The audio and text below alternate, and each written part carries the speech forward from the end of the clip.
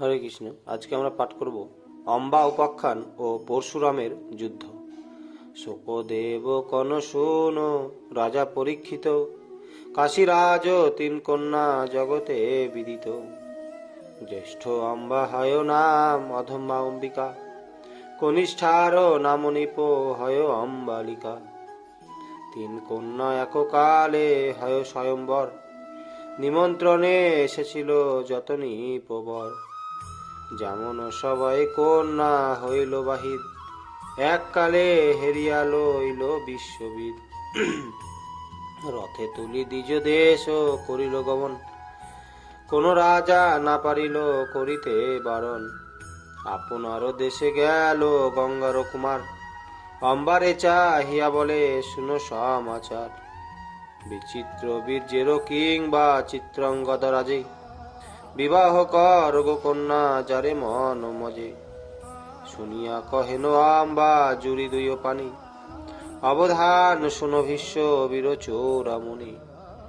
অন্ন বরা নারী আমি শুনো মহাশয়, মদ্ররাজে মনে মনে করেছি নিশ্চয়। শুনি বিশ্ব মদ্র দেশে তারে পাঠাইল, ভীষ্ম হত্যা বিশ্বহিতা বলে মদ্র রাজনা হইল। অম্বায় আসি ভীষ্ম কাছে করে নরোদন, আমারে বিবাহ করো গঙ্গার নন্দন। শুনিয়ায় অম্বার বাক্য ভীষ্ম বীরমণি, কহেন প্রতিজ্ঞা শুনো রাজার নন্দিনী। প্রতিজ্ঞা করিয়ায় আমি পিতার সাক্ষাতে, দ্বারা রাজ্য পরিত্যাগ করেছি পূর্বেতে। এনেছি তোমারে আমি বীরত্ব করিয়া, যারে ইচ্ছা তারে তুমি বিবাহ করো গিয়া। অম্বা বলে অন্যে নাহি করিব বিবাহ, ভীষ্ম বলে তবে যথা ইচ্ছা তথা যাহ। তবে অম্বা মনে মনে করিল বিচার, শল্য সহ বিবাহ তো হইবে আমার। কথা হয়েছিল পিতৃ মত ছিল তাহে, এখনো করিতে চেষ্টা হবে সে বিবাহে। ইহা ভাবি অম্বা তথা হতে চলি গেল, বিচিত্র বীর্যের ভীষ্ম দুই কন্যা দিল। তবে অম্বা গেল শল্য নিপতি নিকটে, বিনয় করিয়া কহে তারে কর ফুটে। তোমার সহিতে মোর হইল সম্বন্ধ, ভীষ্ম হরে নিয়ে গেল বিধির নির্বন্ধ। কোন ভীষ্ম ত্যাগ মে মোরে করিল ইচ্ছাতে, তুমি মোরে বিবাহ কর হে মদ্রপতে। শুনি শল্য বলে ইহা হইবে কেমনে, সভা মধ্যে ভীষ্ম তোরে লইল কারণে। হাতে ধরি কোলে করি তুলে দিল রথে, বসিয়া সব হাতে সবে দেখিল চক্ষে। স্বয়ম্বরে যেই জন যারে হরে লয়, শাস্ত্র মতে সেই জন রমণী তার হয়। তোমারে হরিয়া নিল শান্তনু কুমার, সেই কালে তুমি হলে রমণী তাহার। আমি কি রূপেতে তবে করিব বিবাহ, যথা ইচ্ছা তথাকারে গমন করহ। শল্য এই কথা বলে বিদায় করিল, তবে অম্বা মনে মনে ভাবিতে লাগিল। কি করিব কোথা যাব, কি হবে উপায়, ক্ষত্রিয়েতে বিবাহ না করিবে আমায়। কোনো মতে নাহি হবে মোর পরিত্রাণ, তপস্যা করিয়ায় আমি ত্যাজিব পরাণ। এত ভাবি অম্বা গেল মাতুল বসতি, মাতামহ হয় হোত্র বানর পথি। একাকিনী দরিদ্রীর দেখিয়া রাজন, বিস্মিত হইয়া রাজা সুধানো বচন। কহ অম্বা একাকিনী কি কারণে হেতা, সকাতরে কহে অম্বা হেটো করি মথা। ভীষ্ম আর শল্য যেই কথা বলেছিল, মাতামহ পদে সব নিবেদন কইল। অম্বার বচন শুনি কহে ননিপতি, কিছুদিন মম গৃহে কর গো বসতি। যমদগ্নি সুতরাম ক্ষত্র কুলে গুরু, দুষ্ট জনে যম সম দানে কল্প তরু। সমসখা মম সখা হয়ে গো রামের প্রিয় শিষ্য, তব লাগি তারে আমি বলাবো অবশ্য। পরশুরামের বাক্য ভীষ্ম না লঙ্ঘিবে, অবশ্য তো মারে ভীষ্ম বিবাহ করিবে। এই রূপে আশা দিয়া অম্বারে রাখিল নিপ তীর সখা নিপ তীর কাছে এলো সখাপতি নরপতি অম্বার লাগিয়া বিস্তর করিয়া বলে রামে কন গিয়া রাম মন যোগে কইল অম্বা প্রায় প্রাণ নতুবায় অম্বার আরো নাহি দেখি প্রাণ শুনি হত্র বান সখা অম্বা সঙ্গে করে উপনীত হন গিয়া রামের গোচরে গুরুপদে প্রণাম করিল দুইজন দেখি রাম শিষ্যপতি সুদান বচন কহ বৎস সঙ্গে তব কাহার নন্দিনী শুনি গুরু আগে কহে হয়ে পুট পানি আমার সুহিত হত্র বান নরপতি অম্বা নামে কন্যা তার কন্যারও সন্ততি কাশীরাজ পিতা হয় খ্যাত চরাচরে তিন কন্যা এককালে আনে স্বয়ম্বরে ভীষ্ম হরে লয়ে গেল কন্যা তিনজনে আপনি বিবাহ না করিল নিজ পনে এই হেতু তব কাজ আনিলাম আমি করিব বিবাহ ভীষ্ম বলিলে হে তুমি তোমার বচন ভীষ্ম কভু না লঙ্ঘিবে অবশ্যই হারে ভীষ্ম বিবাহ করিবে শিষ্যের বচনে রাম করিল স্বীকার তোর লাগি তার কাছে যাব একবার এত বলি অম্বরে লইয়া সঙ্গে করি উপনীত হনরাম হস্তিনা নগরী যাইতেছিলেন ভীষ্ম পরিবারে স্নান পথে রাম দেখিলেন শান্তনু সন্তান কোথা যাও ভীষ্ম বলি ডাকিলে নিকটে রামে দেখি ভীষ্ম প্রাণ মিল কর পুটে গীতাঞ্জলি হয়ে বলে কোথায় গমন রাম কন আইলাম তোমারও সদন ভীষ্মকন কৃপা করি চলো হে মন্দিরে কহেন পরশুরাম চাহিয়া ভীষ্মরে সত্য করো মম বাক্য পালন করিবে তাহলে তোমার গৃহে যাইও আমি তবে ভীষ্মকন গুরু বাক্যে অবশ্য রাখিব উপযুক্ত হলে প্রভু স্বীকারও করিব রামকন ভীষ্ম মম রাখো হে বচন অম্বাকে বিবাহ তুমি করো হে এখন বিনয় রামের অগ্রে কহিছেন ভীষ্ম ক্ষম অপরাধ গুরু না করিব উৎস দ্বারা রাজ্য ত্যাগ আমি করেছি পূর্বেতে গুপ্ত নহে এই কথা ব্যক্ত হে জগতে জেনে কন হেন কথা আমারে বলিলে রাম কন কেন তবে হরি আয় আনিলে স্বয়ম্বর হইতে যে জন হরি লয় সেই কন্যা বিবাহ করিতে তারে হয় তাহা শুনি ভীষ্ম বলে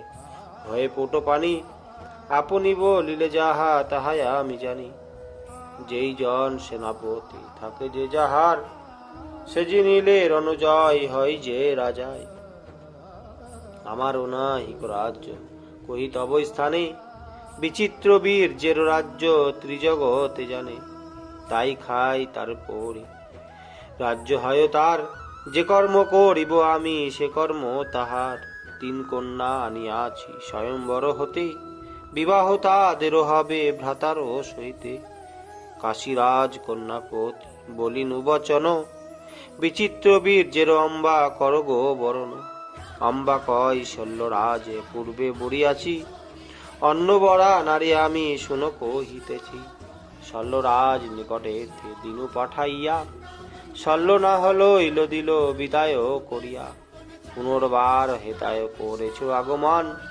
এ কন্যা লইতে মম নাহি লয় মন কদাচিত অম্বায় না করিব স্বীকার ক্ষত্রিয়েরও নাহে গুরু হেন ব্যবহার তব আজ্ঞা লঙ্ঘন না করি কদাচন করু কবি বাহ অম্বা যাবে তার মন শুনিয়া ভীষ্মের রাম পুন কন বাণী অম্বারে বিবাহ ভীষ্ম কর হে আপনি আমি অনুমতি দিনু করোনা লঙ্ঘন ভীষ্ম বলে তাহা না পারিব কদাচন রাজ্য দ্বারা ত্যাগী আমি পিতার কারণে তব বাক্যে বিবাহ গো করিব কেমনে তাহা শুনি ক্রোধে রাম বলেন বচন আমার বচন বেটা করিবি হেলন নাহি জানো ভীষ্ম তুমি প্রতিজ্ঞায় আমার নিক্ষত্রিয় কৈনক্ষিতি তিন সপ্তবার শুনিয়া কহেন ভীষ্ম হাসিতে হাসিতে, আমারও জন্ম নাহি হইল ধরাতে। এই হেতু নিক্ষত্র করিয়াছিলে তুমি, না পারিতে সেকালে থাকিলে গরু আমি। ভীষ্মের বচন সাম কেন কোন ক্রোধে, তোর লাগি ক্ষত্রগণ পড়িল বিপদে। এখনই তো মার মাথা বানেতে কাটিব, পুনর্বার ক্ষিতি আমি নিক্ষত্র করিব। শুনিয়া কহেন ভীষ্ম যদি দুইও কর, আগেতে আমার সঙ্গে কর গো সমন। পরাভব কর গুরু অগ্রেতে আমারি, তবে ক্ষত্র গণে প্রভু যে। গুরু শিষ্যে বাধে রণ অতি ভয়ঙ্কর, দেখিতে আইল তথা যতে কো অমর। শুককন রাম নীল চাপ সহসর, দেখি ধনুর বান আনে ভীষ্ম বীরবর। দুইজনে রথে উঠি রণ আরম্ভিল, দোহে ধনু কেতে গুণ এককালে দিল। টঙ্কারিয়া দুইজন ছাড়ে অহংকার, হস্তিনাবাসীর ভয় হইল অপার। আইল বিচিত্র বীর্য সঙ্গে লয়ে সেনা, যুদ্ধে প্রবেশিতে তারে ভীষ্ম কইল মানা। পথিকের মতো পথে দেখো দাঁড়াইয়া, শুনিয়া বিচিত্র বীর্য রহে স্থির হইয়া। আগে রাম বানে নাহি মারে ভীষ্মবীর, সংগ্রামেরও হিল যেন দ্বিতীয় মিহির। করিল পরশুরাম বানে অন্ধকার, তবু ভীষ্ম নাহি করে বান অবতার। রামেরও বান এতে হইল শূন্য পথ রুদ্ধ, নাহি চলে বাতাসনা বাহিরায় রুদ্র। দেখিতে না পায় কোন খানে দিনমণি, বরিশান হয় বানে জ্বলন্ত আগুনি। তাহা দেখি ভীষ্মের কোপেতে ওষ্ঠ কাপে, বাছিয়া বাছিয়া বান জুড়িলেন চাপে। হুঙ্কার করি সেই বান ছাড়ি দিল, রামের সকল বান নিবারণ কইল। কুঞ্জাটিকা নাশ যেন করেন মিহির, সেই মতো বান নিবারিল ভীষ্মবীর। দেখিয়া রামের অঙ্গ কাপে থর থর, ভীষ্মেরও পরে মারে চোখে চোখ সর। বানে বান মারি বান ভীষ্ম নিবারিল, পুনর্বার বান রাম ধনুকে জুড়িল। রণে বান ভীষ্ম নিজে সন্ধানে রেখেছে, রাম বান ছাড়িতে কাটেন ধনু কাছে। তা দেখি রামের হইল ক্রোধ অতিশয়, বাছিয়া বাছিয়া বান তিনু হতে লয়। মন্ত্র অভিষেকিয়া ছাড়িল দিব্য অস্ত্র, বিদ্যুতের ন্যায় শূন্য পথে ওঠে তস্ত্র। বান দেখি দেবগণ মনেতে আতঙ্ক, গঙ্গার নন্দন নাহি করেন ভূভঙ্গ। গঙ্গার প্রদত্ত বান মারিলেন ভীষ্ম, বান নিবারণ দেখি রাম হন উষ্ম। ধনুকে জুড়িয়া বান কইল অবতার, মুষাল মুদ গর মুখে বরিশে তাহার। সেবান ছাড়িয়া পুনর বারো ছাড়ে বান, ঝলকে ঝলকে অগ্নি ময় সে স্থান। সেই বান দেখি বান ভীষ্ম নীল করে, সররণ নামে বান সকলই সম্বরে। পরশু তো মরসে এলো শক্তি জাঠাজাঠি, ক্ষুরপ্রণারাচ ভিন্দি পাল কোটি কোটি। নানা জাতি আয়ুধ করেন বরিশন, বানে বানে নিবারেন গঙ্গারে নন্দন। সর্পেতে গরুর গরু পেতে অগ্নিবান, অনলে বরুণ বানে করেন নির্বাণ। বরুণে বায়ব্য অস্ত্র বায়ব্যেতে গিরি, অপূর্ব বানের শিক্ষা হয় দুজনারি। এই রূপে অষ্টবিংশ দিন হয় যুদ্ধ, গঙ্গার নন্দন মনে হইলেন ক্রুদ্ধ। ডাকিয়া পরশুরাম কন দেবব্রত, এতদিন বান পোহারিলে না নামত। এক বান তোমারে না মারিলামো আমি, মারিব এবারো বান সম্বর গো তুমি। সন্মোহন নামে বান ছিল ভীষ্ম স্থান, যাহারও সন্ধানে শত্রু অবশ্য অজ্ঞান। সেই বান নিবারণ নহে কোনো মতে, সন্মোহন বান ভীষ্মে সরে ধনুকেতে। মন্ত্র অভিষিক্ত করি ছেড়ে দিল স্বর, নিবারিত না পারিল রাম ধনুর বর। সেবানে পরশুরাম হারাইল জ্ঞান, স্বর্গে দেব গণ করে ভীষ্ম জয় গান। মূর্ছাগত রাম পরি রহে নিজ রথে, ভীষ্ম আছে দাঁড়াইয়া সরবান হাতে। এসব বৃত্তান্ত গঙ্গা জানিয়া অন্তরে, মূর্তিমতী হয়ে মাতা আইলো অম্বরে। ডাকিয়া বলেন মাতা আপন নন্দনে, হারে ভীষ্ম কেন বধ করিলি ব্রাহ্মণে। শ্রবণে শুনিয়া ভীষ্ম শূন্য পানে চাই, মূর্তিময়ী জননীরে দেখিবারে পাই। প্রণাম করিয়া বলে শুনো গো জননী, মোহভিন্ন এই বাণে নাহি মরে প্রাণী। জননীরে এই বাক্য বলি দেবব্রত, রামের রথেতে গিয়া উঠিলেন দ্রুত। কোলেতে করিয়া তারে করিলা চেতন, অহংকার করি ভীষ্ম বলেন তখন। নক্ষত্র করিলে ক্ষিতি 3 সপ্তবার, তবে কেন হেন দশা হইল তোমার। আমি নাহি সেই কালে নাই ছিল ভীষ্ম, তাহা শুনি মনে তুমি করিলে গো উষ্ম। এই কথা বলিয়া আইল নিজ রথে, ক্রোধে রাম পুনর্বার ধনু নিল হাতে। মন্ত্র পড়ি ব্রহ্ম অস্ত্র ছাড়ে দ্রুত গতি, দেখি ব্রহ্ম অস্ত্র স্রোরে ভীষ্ম মহামতি। ব্রহ্ম অস্ত্র নিবারণ নহে কোনো মতে, দুই অস্ত্রে মহাযুদ্ধ হয় শূন্য পথে। আনিবার বানমুখে হয় অগ্নিবৃষ্টি, প্রলয়কাল এতে যেন বিনাশিত সৃষ্টি। তবে ভীষ্ম পুনবান করেন সন্ধান, নিজ তৃণে সম্বরিয়া রাখে 2 বান। পরশুরামের জানি কহে দেবগণ, শুনরাম যুদ্ধ না রহে কদাচন। ভীষ্মের জি নিতে পারে নাহিতি সংসারে, দৈববাণী শুনিরাম না যেন সমরে।